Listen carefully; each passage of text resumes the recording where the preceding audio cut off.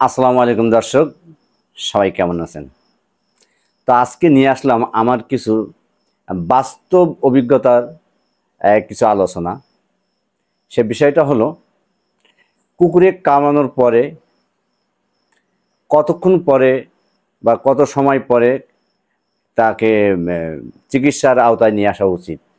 আমার বাস্তব দুইটা ঘটনা আমি দেখছি যে কুকুরে কামড়ানোর পরে কি রিয়াকশন হতে পারে চিকিৎসা দেরি করার ফলে। আমি নিজেই দেখছি।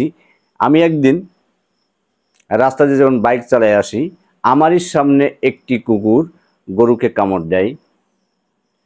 কামড় দেওয়ার পরে গরুর যে মহাজন একটু কালক্ষেপণ করে, এখন দিই পরে দিই ভ্যাকসিন, এটা করে ঠিক 5 দিন পরে দেখা যায় গরুটা র্যাবিসে অর্থাৎ জলাতঙ্ক রোগে আক্রান্ত হয়ে গেছে। তখন বলছে যে আমি ভ্যাকসিন দেবো, কিন্তু না, তখন ভ্যাকসিন দিলে কোনো কাজ হবে না।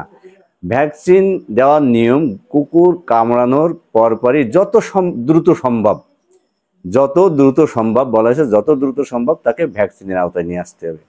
আরেকটি ঘটনা বলি, একটি কুকুর গরুকে যখন কামড়াইছিল নাকে, আমাদের যে গরুগুলো অনেক কুকুর আসে, যে কুকুরগুলো আস্তে আস্তে এসে কোনো শব্দ না করে হট করে কামড়াই দেয় কোনো গরুকে, বিশেষ করে নাকে কামড়াই দেয়।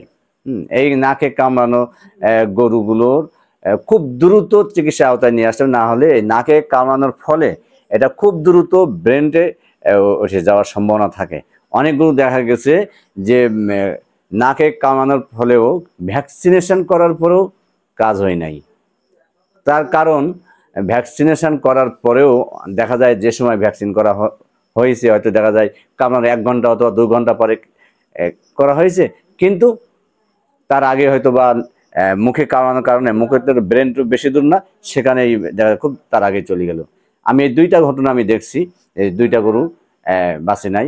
এটা দুইটা গরু পশু হাসপাতালে পরামর্শ নেওয়া হয়েছিল, কিন্তু আসলে তখন চিকিৎসার বাইরে, তখন আর কিছু করার নাই। তাই অনুরোধ থাকবে, অবশ্যই আপনারা কুকুরি কামড়ানোর পরে যথাসম্ভব 1 থেকে 2 ঘন্টা 3 ঘন্টার ভেতরেই ব্যবস্থা নেবেন তাকে ভ্যাকসিনেশন করার জন্য। তো আলহামদুলিল্লাহ, আমার আগামী ভিডিও দেখার জন্য চ্যানেলটিকে সাবস্ক্রাইব করুন।